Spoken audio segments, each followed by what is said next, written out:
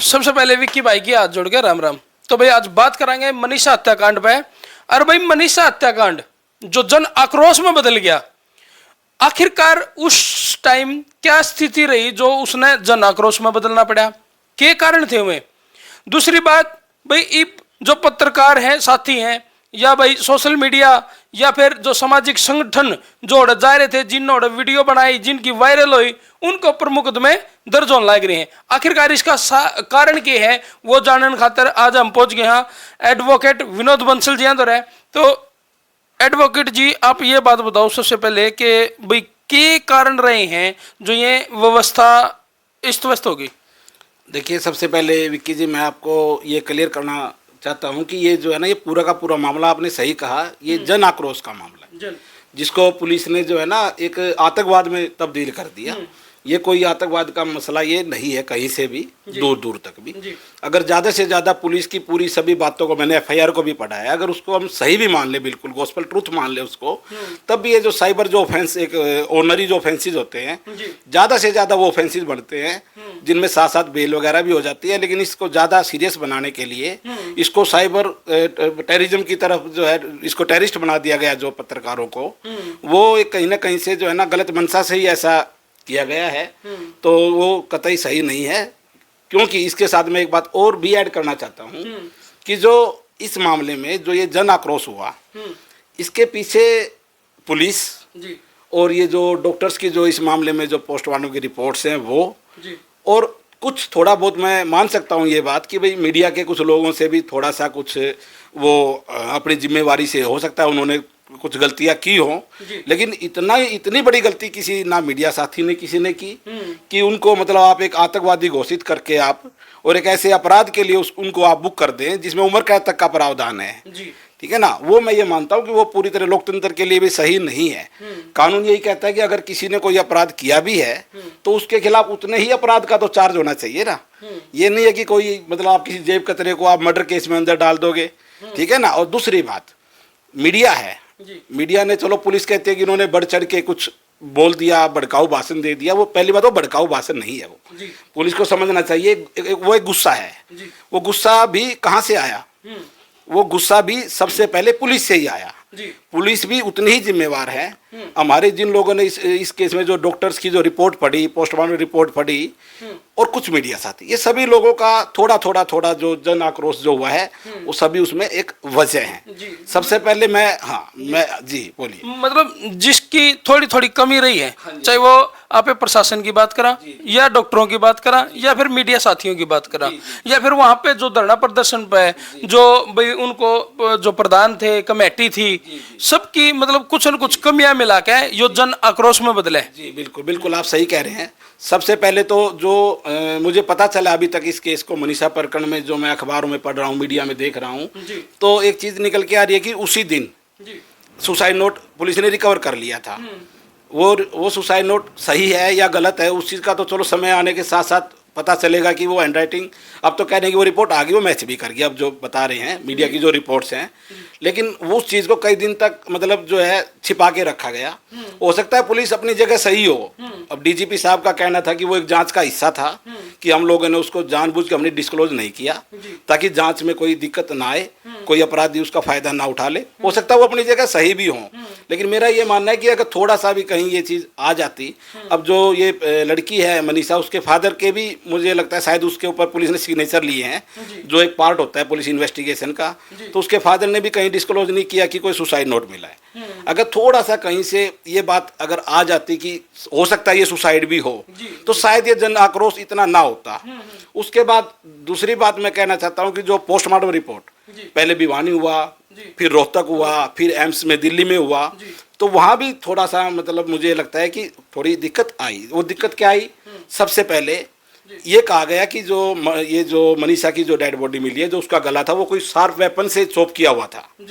जो सबसे पहले जो मीडिया में आई, पता नहीं वो किस आधार पे मीडिया में आई, कोई ऑफिशियली किसी स्टेटमेंट से आई या कैसे आई, मुझे इस बारे में नहीं पता। लेकिन बाद में अब जो पुलिस का कहना है और डॉक्टर्स का कहना है कि वो जो उसकी जो गर्दन है वो शार्प वेपन से नहीं काटी गई। वो जो ये एजिज जो होते हैं वो इरेगुलर हैं, मतलब वो कोई ब्लड से या कोई हो सकता पशु ने कोई खा लिए हों।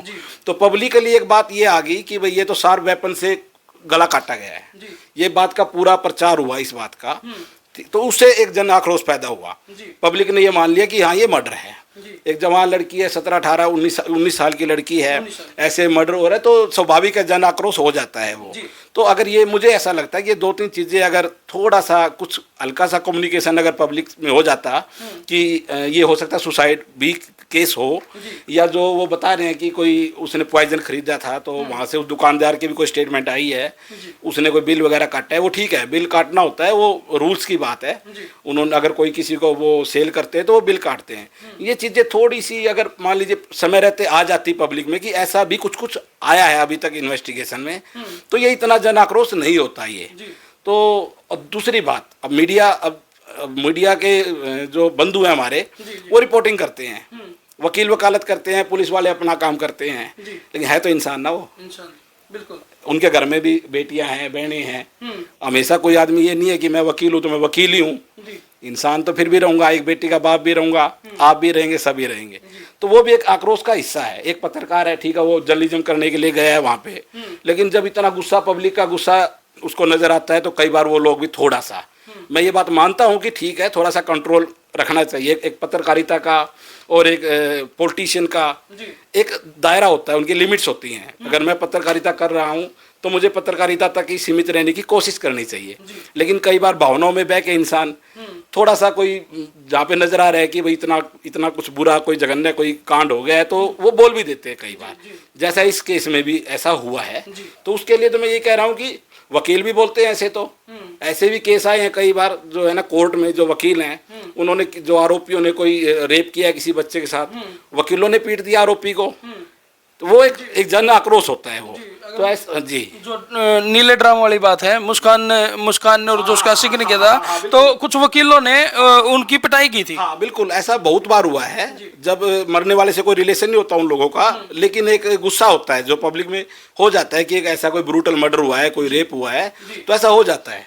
तो ये एक नेचुरल कंडक्ट है इंसान का, कोई भी इंसान है, बेशक वो उसकी कुछ नहीं लगती, लेकिन एक भावनाएं होती है, हर घर में सबके माँ बहनें हैं, तो उस भावनाओं में बह के उसने थोड़ा सा कुछ वो कर दिया, तो उससे इतना बड़ा अपराध नहीं बनता कि उसको आतंकवादी घोषित करके आप उसको जेल में डाल दें। अभी मुझे जो पता चला है इस केस में 30-40 लोगों को के खिलाफ FIR लॉन्च हुई है, और एक हमारे देसी पत्रकार हैं करमू, उनको तो अरेस्ट भी किया हुआ है, जो है ना। और सबसे बड़ी बात यह कि उनको अरेस्ट जो किया है, जो बाकी जो सेक्शन लगाए हैं, मैं ये कहता हूँ कि बाकी जो सेक्शन लगाए, अगर हम पुलिस की, मैंने उस FIR को भी पढ़ा है, अगर पुलिस की सारी बात को हम सच भी मान लें, जितनी भी उन्होंने लिखी है, तब भी ये सिर्फ एक साइबर के जो ऑफेंसेस होते हैं, जो नॉर्मल जो ऑफेंसेस होते हैं, जिनमें अमूमन साथ साथ बेल हो जाती है, वो ऑफेंसेस एट द मोस्ट कह रहा हूं मैं, अगर मान लीजिए पुलिस की सारी बात को सच भी मानने तो वो बनते हैं जी।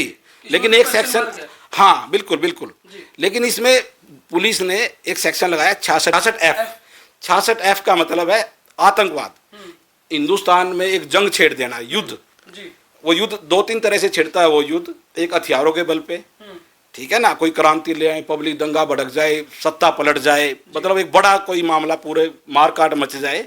और वो जो 66F है, उसमें ये होता है कि कोई इलेक्ट्रॉनिक डिवाइस से, कंप्यूटर से, मोबाइल से, या कोई भी आप चैनल वगैरह के माध्यम से आप कोई ऐसा काम करते जिससे कोई देश की जो एकता, अखंडता, संपूर्णता, जो भी यूनाइटी जो भी है, वार छिड़ जाए एक देश में, तब ये सेक्शन लगता है एक, ठीक है ना। आम तौर पे ये सेक्शन तब लगता है जब कोई बहुत बड़े आतंकवादी, जैसे संसद पे हमला हुआ, बड़े बड़े जो आतंकवादी है वो कोई हमला करते हैं, तो वो अपने, कई बार वो लोग साइट हैक कर लेते हैं गवर्नमेंट की, या फर्जी साइट बनाते हैं आपस में कम्युनिकेशन करने के लिए, वो लोग जो बड़े आतंकवादी हैं, तो वहाँ पे जो है उन अपराधों में ये लगाते हैं सेक्शन 66F, क्योंकि उन्होंने उन जो बड़े बड़े आतंकवादी हैं, जो असल में आतंकवादी हैं, उन लोगों ने अपने जो आतंकवाद वाला जो उन्होंने जो अपराध किया, संसद पे हमला किया, लाल किले पे हमला किया, तो या कोई ताज होटल पे हमला किया, उन लोगों ने जो अपराध किया उसमें उन्होंने अपने इलेक्ट्रॉनिक डिवाइसेस भी यूज किए हैं, कंप्यूटर को यूज किया है, मोबाइल्स को यूज किया है, तो वहाँ पे वो 66F साथ लगती है जनरली। मुझे लगता है शायद ये पहला केस होगा जो 66F जो लगाई गई है एक पत्रकार के खिलाफ, ठीक है ना। ऊपर जो 66F लगी है, ये पहली बार लगी। मैंने जो है ना, आज मैंने थोड़ा सा स्टडी किया था इसको, तो मुझे कोई और केस ऐसा नहीं मिला जो किसी पत्रकार के खिलाफ 66F कोई सेक्शन कभी पुलिस ने लगाया हो, मुझे ऐसा कोई केस नहीं मिला। मैंने इसमें और भी कोशिश की थोड़ा सा, कि सुप्रीम कोर्ट क्या कहता है 66F के बारे में। तो मेरी जो मैंने जो कोशिश की इसके बारे में थोड़ा सा कोई केस लो कि 66F इस केस में बनता भी है या नहीं बनता, क्योंकि कोई भी अगर हम कोई बात कर रहे हैं तो थोड़ा सा हमें कुछ उसकी जानकारी जुटा के ही बात करनी चाहिए ताकि हम ऑथेंटिक बात करें। तो सुप्रीम कोर्ट में आज तक 66F का कोई केस ऐसा नहीं गया जो वो ऑनरेबल सुप्रीम कोर्ट उसको इंटरप्रेट करे जी। लेकिन हमारे हिंदुस्तान में ये गुजरात हाई कोर्ट में और आंध्र प्रदेश हाई कोर्ट में 2 केस ऐसे गए जहां पे 66F लगी हुई थी, और दोनों ही केस में ऑनरेबल जो हाई कोर्ट्स हैं उन्होंने ये कहा पुलिस को कि आप लोग ये गलत कर रहे हैं, जो जिन केसों में आपने 66F लगाई है ये सिंपल साइबर ऑफेंस के केसेस हैं। 66F तब बनता है जब एक आदमी जिसके खिलाफ आरोपी के खिलाफ आप लगा रहे हो उसके खिलाफ पहले से ही वो एक प्लानिंग के तहत पूरा एक अपने होमवर्क करके कि मुझे तो इस देश में ऐसे दंगे भड़काने हैं, एक युद्ध करना है, मुझे पूरी सरकार को उखाड़ फेंकना है, या मुझे सरकार का जो कोई सुरक्षा का जो डाटा है कोई कंप्यूटर से वो हैक करना है, कोई इस तरह का कोई बड़ा वो करना है। और बहुत सोच विचार के पहले ही एक योजनाबद्ध तरीके से कि मुझे तो मतलब ये काम कर, ये देश का पूरा सिस्टम, देश की जो एकता अखंडता संप्रभुता वगैरह जो भी है जो चीज़ें इस देश को बिल्कुल ख़त्म करना है। तो उस स्थिति में ही ये लगती है 66F, ना कि किसी ने कोई छोटा मोटा कोई अगर कोई वीडियो डाल दी उसमें कोई तेज बोल रहा है कोई हो रही है। आप तो दोनों जो ये मैं आपको बता देता हूँ, ये दोनों जो जजमेंट है, एक है स्टेट ऑफ गुजरात की जो है, इस केस का नाम है Abdul Wahab Sher Mohammad Pathan versus state of Gujarat. ये फरवरी 2024 में ये जजमेंट आया था। इसमें ऑनरेबल हाई कोर्ट ने स्पष्ट तौर पे कहा है कि जब तक पूरा जो जिसके खिलाफ आपने ये 66F लगाया है, इसको बोलते हैं मैंसरिया, जब तक वो मैंसरिया की उसके दिमाग में ही था कि मुझे तो युद्ध करवाना है इस देश में, तो हाँ कि उसकी सोच ये थी कि जब उसने कोई भी अपना कोई भी काम किया, कोई वीडियो बनाई या कुछ भी है, तो इस देश के खिलाफ एक युद्ध जंग छेड़ने का उसका इरादा था। ठीक है, और जो उसने किया उसके उस सोच से, उसके उस भाषण से या उसके उस काम से कुछ अगर हो जाता है कोई, उसमें डायरेक्ट नेक्सस भी होना चाहिए, उसी से जुड़ी हुई वो चीज़ होनी चाहिए कि मैंने सोचा कि मैं इस देश में युद्ध करवा दूं और वो युद्ध हो जाए, कुछ उनका आपस में नेक्सस भी होना चाहिए, तभी ये सेक्शन बनता है। अदरवाइज ये बिल्कुल गलत है। इस तरह से पुलिस को कभी भी ये सेक्शन नहीं लगाना चाहिए। और जो दूसरा एक केस हो रहा है ये बोंगू मुरली versus state of Andhra Pradesh, ये 21/8/2024 का honourable high court Andhra Pradesh का जजमेंट है। तो इन्होंने भी इसके बारे में जो कहा है कि ये जो है ये सिर्फ और सिर्फ तभी लगता है जब कोई किसी देश के खिलाफ कोई युद्ध छेड़ रहा है या कोई कई बार कोई क्रिटिकल इंफॉर्मेशन है सरकार की, को सुरक्षा से संबंधित है या कोई आर्थिक इकोनॉमिक तौर पे कोई ऐसी कोई सरकार का डाटा है जिसको आप अपने कंप्यूटर से किसी डिवाइस से आप हैक कर लें, जिसे पूरा सिस्टम पूरे देश की बैंकिंग या पूरे देश की सिक्योरिटी खतरे में पड़ जाए, कोई वो भी एक युद्ध के बराबर ही होती है। तो अगर कोई ऐसा कोई अपराध कोई करता है जिसे पूरा का पूरा देश हिल जाए, सारा का सारा सिस्टम कोलैप्स हो जाए, तब ये 66F लगता है। ऐसे नहीं कि आपने जो है साइबर के कोई छोटे छोटे ऑफेंस की जगह जो है ना आपने ये टेररिस्ट बना दिया इसको, ठीक है ना, तो ये गलत है। ये पूरी तरह से जो है लोकतंत्र, एक सही लोकतंत्र के लिए भी सही नहीं है। तो मैं तो ये कहता हूँ कि पुलिस को भी समय रहते इसको दोबारा से इसको देखना चाहिए।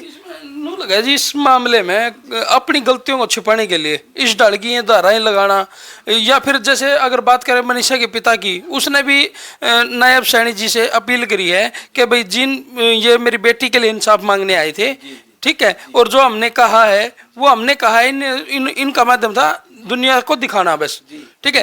तो वो अपील कर रहे हैं कि भाई ये जो सारे मुकदमे करमू जी के ऊपर लगे हैं इनको रिहा कराया जाए और जितने भी पत्रकार साथियों पे लगे हैं उनको बर्खास्त कर दिया जाए। तो इसमें क्या लगा है जी, क्या अब सरकार ऐसा कर सकती है? नहीं, बिल्कुल कर सकती है। सरकार को तो इतनी पावर होती है, कभी भी किसी मुकदमे का चाहे अगर चार्जशीट भी आ जाए तब भी सरकार चाहे तो, कुछ मुकदमे ऐसे होते हैं जो सरकार जैसे किसान आंदोलन में किसानों पे होते हैं और होते हैं तो सरकार को पूरी पावर होती है। कुछ मुकदमों को, ये नहीं मैं कहता कि सभी मुकदमों में ऐसी पावर होती है, कुछ मुकदमों में ऐसी पावर होती है कि इवन कोर्ट में चालान पेश करने के बाद भी सरकार उन मुकदमों को विड्रॉ कर सकती है, जो पहले होते भी आए हैं। बहुत से किसान आंदोलन वगैरह तो एक मैं आपको बेस्ट एग्जांपल दे रहा हूँ, जहाँ पे अमूमन वो ऐसे मुकदमे होते हैं कि जो चलो किसानों वगैरह पे उनकी कोई डिमांड्स हैं, उन्होंने कोई रास्ते रोक दिए, थोड़ी बहुत कोई तोड़ फोड़ कर दी, तो वो बाद में विड्रॉ कर लिए जाते हैं। इस केस में भी अभी तो इसमें तो कोई चालान भी नहीं आया, कुछ भी नहीं हुआ, तो इसमें तो पुलिस को अपने लेवल पे ही पूरी पावर है। पुलिस जब चाहे इसको रिकंसिडर करके कि भाई ये दोबारा से वो अपना ओपिनियन भी ले सकते हैं। पुलिस का एक अपना भी एक प्रोसिक्यूशन डिपार्टमेंट होता है, एक अपना सरकारी वकील भी होता है हर एसपी ऑफिस में, और डिस्ट्रिक्ट अटॉर्नी भी होते हैं। वो सभी पुलिस को राय देने के लिए ही हैं वो सभी लोग।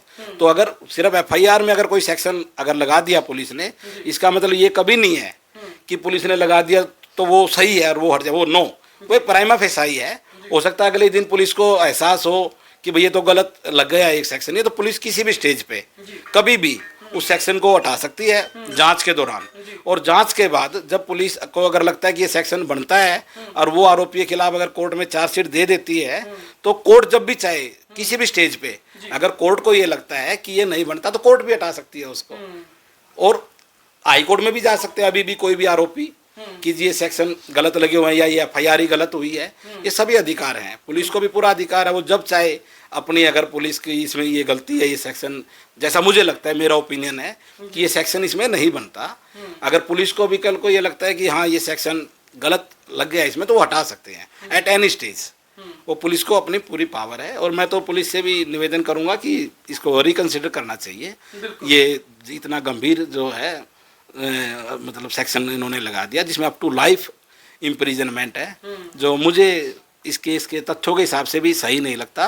और लोकतंत्र एक जो है फोर्थ पिलर है मीडिया, तो एक कड़वी सच्चाई है कि जब तक आप शोर नहीं करोगे, जब तक आप कुछ जलसे जुलूस एजिटेशन नहीं करोगे, तो आजकल एक परंपरा है, टेंडेंसी है, कोई सुनेगा भी नहीं। तो अगर इससे, तो इसका मतलब तो ये निकलेगा कि कल को अगर कोई और अपराध होता है तो पब्लिक अगर बोलेगी, तो अगर मीडिया अपना काम नहीं कर, मतलब मीडिया को रोकना चाहते हैं आप, इसका मतलब अब पब्लिक है, सोशल मीडिया का जमाना है, तो मीडिया के माध्यम से ये आवाज़ उठती है। आजकल तो सब कुछ मीडिया के ऊपर ही है, तो ये तो उनको भी अगर एक अच्छा मतलब संकेत नहीं है भविष्य के लिए भी। फिर तो ये है कि बेलगाम हो जाएगा सिस्टम, जो मर्जी करें, अब मीडिया ही तो आवाज़ उठा रही है, ठीक है ना। तो वो भी गलत है। एक ये मीडिया को भी मतलब जो है ना अपना काम करने देना चाहिए। तो ऐसा बिल्कुल नहीं है कि ये कोई आतंकवाद का केस है, ठीक है ना। आतंकवाद ये कोई AK-47 लेके थोड़े घूम रहे हैं, कोई ऐसा कोई वो नहीं, गलत है ये। मैं तो बिल्कुल यही कहना चाहूँगा कि इसमें पुलिस को रिकंसिडर करना चाहिए इस मैटर को, और जो अगर कोई धाराएं अगर कोई बनती भी हैं तो वो ज़्यादा से ज़्यादा अगर वो साइबर ऑफेंसेस की बनती है। और ऑनरेबल हाई कोर्ट ने भी बार बार कहा है, जो मैंने अभी ये दोनों जजमेंट आपको बताई है, इनमें इन्होंने विशेष तौर पे यही कहा है कि ये देखने में आ रहा है कि जो पुलिस है वो सिंपल जो साइबर ऑफेंसेस हैं जो अवेलेबल हैं उनको 66F में कन्वर्ट कर रही है पुलिस, जो बिल्कुल गलत है। पुलिस को ज़रूरत है कि वो आतंकवाद और ये जो साइबर के जो ऑफेंसेस हैं, जो माइनर ऑफेंसेस है, इनमें फ़र्क को समझे और इसको मिसयूज़ ना करे। तो ये बिल्कुल ग्रॉस मिसयूज़ है इस केस में, तो ऐसा नहीं करना चाहिए। पुलिस को रिकंसिडर करके और इसको हटाना चाहिए। बिल्कुल निष्पक्ष जांच करनी चाहिए भाई इस मामले में, बहुत ज़रूरी है। अगर कल को इस तरह से आवाज़ दबा दी जाओगी तो भाई फिर कोई भी किते भी अन्याय के खिलाफ नहीं बोल पाऊंगा, क्योंकि अन्याय चरम सीमा पे है। हरियाणा में अब अगर अपराध की बात करा तो वो तीव्र गति से बढ़ने लायक रहे जी, तो फिर तो अपराध ऐसे ही बढ़ते रहेंगे। अपराध के खिलाफ कौन बोलेगा?